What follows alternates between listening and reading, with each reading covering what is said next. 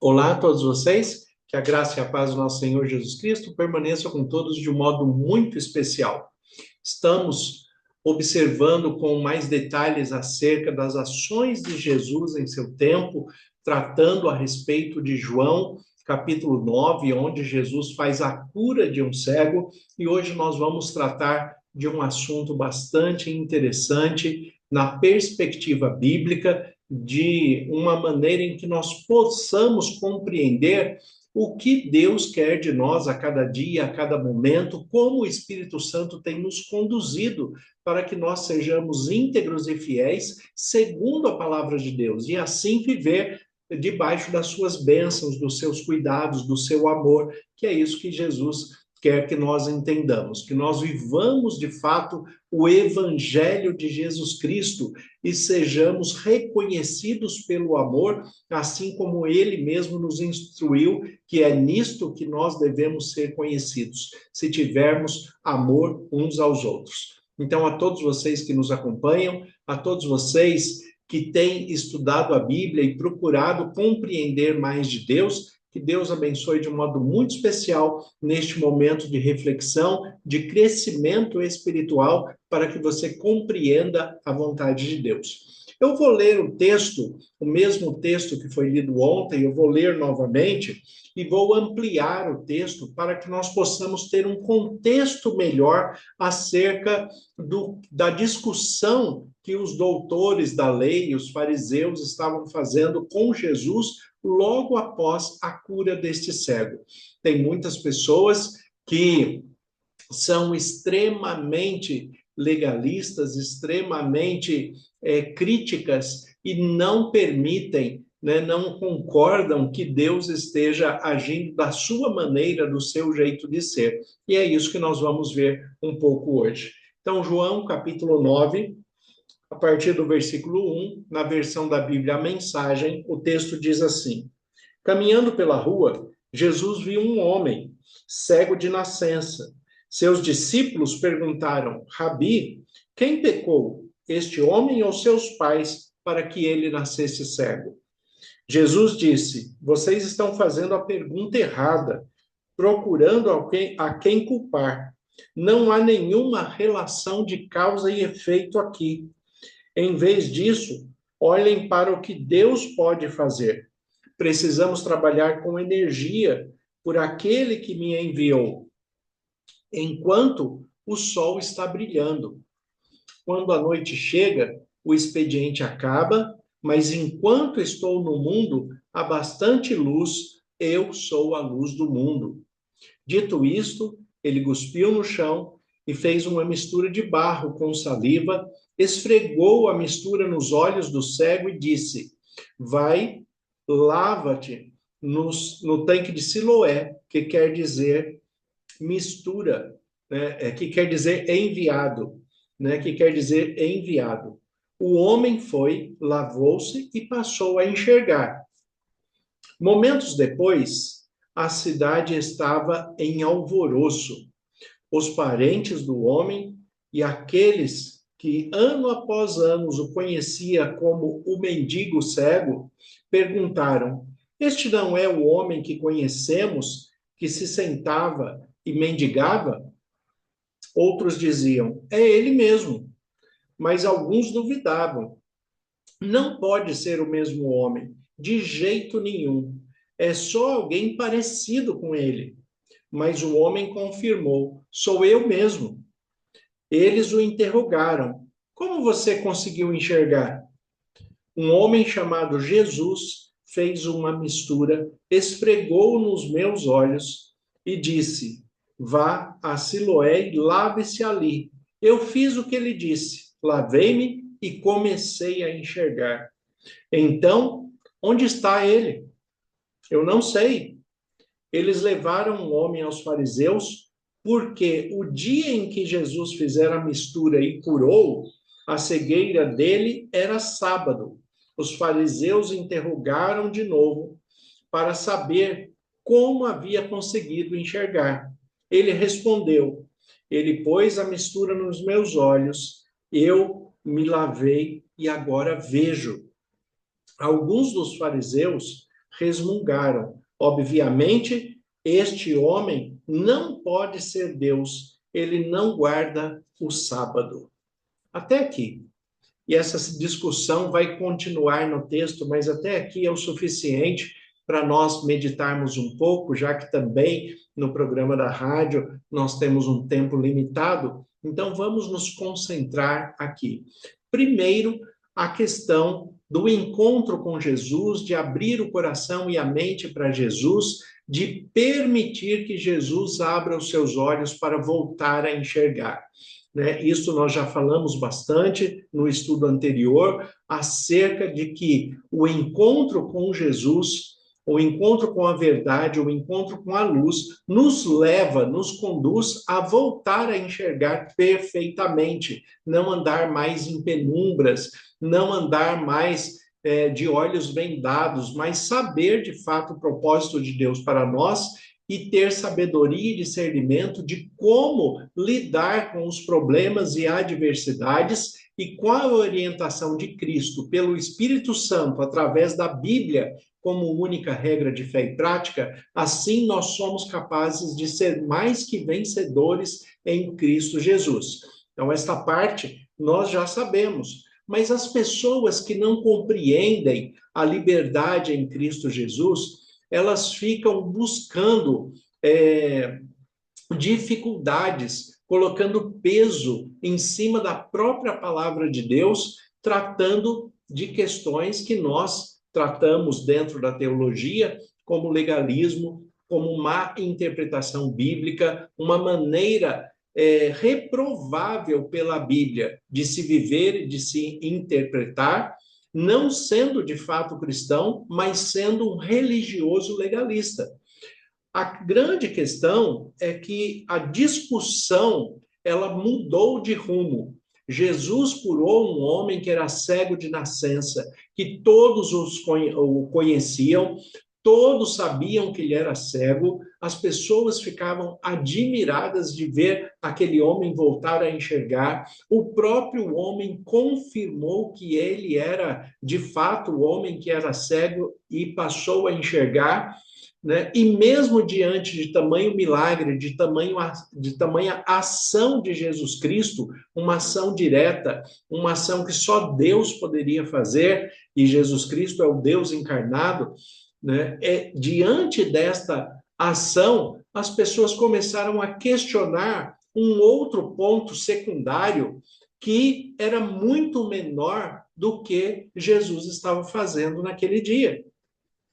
As pessoas começaram a questionar por que Jesus cuspiu no chão e fez um lodo no dia de sábado. E ele curou esse cego no dia de sábado, onde no pensamento dos fariseus, dos doutores da lei daquela época, nem Deus poderia trabalhar no sábado. Infelizmente, muitas pessoas pensam assim até hoje. A questão é, quando nós falamos da guarda do sábado, nós temos que olhar a prioridade da necessidade humana. Eu sempre explico para todas as pessoas que guardar o sábado é um mandamento de Deus e nós buscamos colocar em prática toda a palavra de Deus e é por isso que nós, como cristãos adventistas do sétimo dia, guardamos o sábado, porque isto faz parte dos mandamentos de Deus, da integridade cristã que nós procuramos apresentar a Deus. Se você ler a sua Bíblia em Êxodo capítulo 20, Deuteronômio, capítulo 5, ali vai estar destacado o mandamento com relação ao sábado. Lembra-se do dia do sábado para descansar. Nenhuma obra farás, nenhum trabalho vai fazer, nem você, nem o seu servo, nem a sua serva, nem se for alguém que esteja dentro da sua casa. A questão é, nós temos o mandamento que foi colocado não para judeus, mas para a humanidade, porque quando nós lemos Gênesis, na criação, o sábado já foi estabelecido como o sétimo dia, para que nesse dia nós pudéssemos descansar, pudéssemos santificar, pudéssemos, de fato, adorar ao nosso Deus e reconhecê-lo como o único Senhor, Salvador e mantenedor de todas as nossas necessidades. Então, Deus estabeleceu o sétimo dia de descansos para a humanidade, não apenas para o povo judeu. O povo judeu, ele foi ali, os hebreus ficaram como referência para a humanidade daqueles que conheciam e guardavam os mandamentos de Deus. O problema é que quando a corrupção do pecado entra no mundo, nós vamos ter um problema muito sério aí de conflito entre o mundo corrompido pelo pecado e a lei perfeita de Deus. E aí o que nós temos que priorizar, que é isto que Jesus Cristo nos ensina, trazendo a perfeição da lei dentro de um mundo corrompido pelo pecado. O que Jesus nos ensina? Que nós temos uma lei perfeita num mundo imperfeito. Em algum momento vamos ter choque entre a lei e o mundo. E como nós vamos decidir o que fazer? Nós temos que priorizar a vida.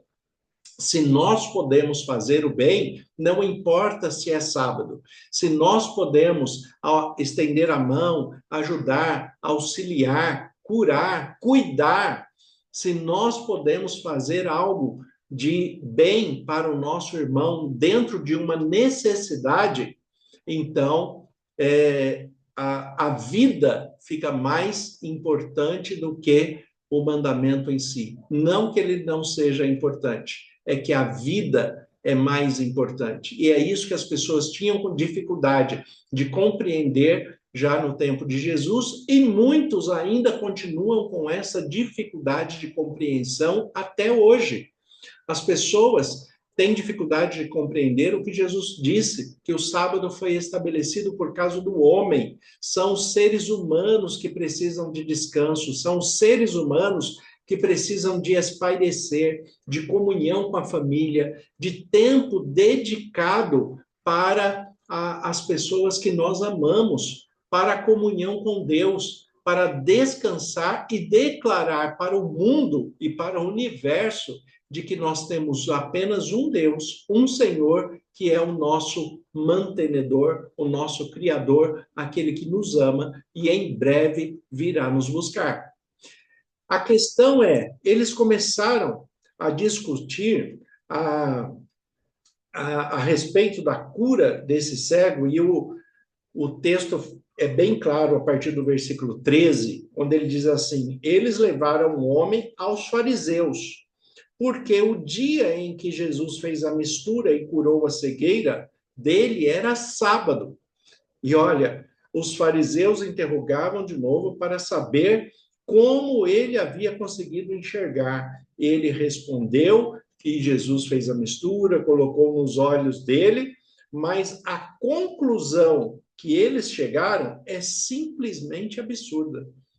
Ele fala: esse homem não tem nada a ver com Deus, porque não guarda o sábado. Então, quer dizer que se uma pessoa tiver um problema de saúde e eu puder ajudá-lo, eu não posso fazer porque é sábado. Se uma pessoa precisar de alimento, precisar de um hospital, se uma pessoa tiver um acidente, tiver uma situação de emergência que precisa de um auxílio, eu não vou fazer porque é sábado. Isso não passa de hipocrisia e de legalismo.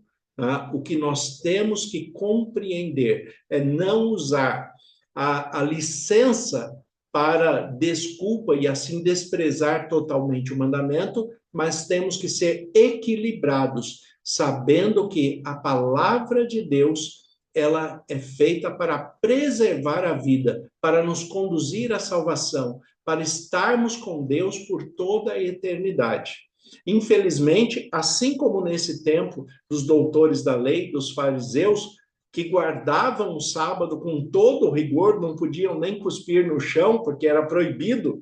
Então, com todo o rigor da lei, e mesmo assim não tinham salvação. A mesma coisa acontece hoje, infelizmente, com muitas pessoas que se abstêm de alimentos, porque a Bíblia orienta, que guardam o sábado, porque a Bíblia orientam, mas, no entanto, não tem frutos do Espírito, não tem amor, não tem paciência, não tem mansidão. Então, mesmo guardando a sua parte da lei, mas não tendo o amor, cai em 1 Coríntios 13, onde o apóstolo Paulo escreve: ainda que eu falasse a língua dos anjos e dos homens, se não tivesse amor, seria apenas como um símbolo que retine. Ou seja, uma pessoa que cumpre a lei de Deus sem amor, sem carinho, sem olhar o próximo, sem o verdadeiro amor cristão, é uma pessoa que só faz barulho e a sua postura de vida não vai conduzir à salvação, porque não é a lei que nos salva, é Cristo quem nos salva. Cristo é quem nos conduz à salvação pela sua graça, pelo seu amor, pelo seu perdão, e o selo da nossa salvação está dentro dos frutos do Espírito Santo. Paulo também escreve isso no texto de Efésios, né, de que o Espírito Santo, ele é o selo da nossa salvação. E Jesus fala, é pelos frutos que você vai conhecer, pelo amor, pela mansidão, pela paciência, pelo domínio próprio, pela longanimidade, pela benignidade, pela prática cristã dos frutos do Espírito, é que você conhece se uma pessoa é salva ou não. Nós temos a palavra de Deus que nos traz benefícios, nos traz bênçãos, e nós procuramos cumprir a palavra com a maior integridade possível diante de Deus, mas nunca deixaremos de atender aquele que realmente necessita, mesmo que seja num dia de sábado, porque Jesus nos ensinou desta maneira. Nós temos, repetindo, a lei perfeita de Deus, mas estamos no mundo corrompido pelo pecado. A lei perfeita de Deus no mundo imperfeito.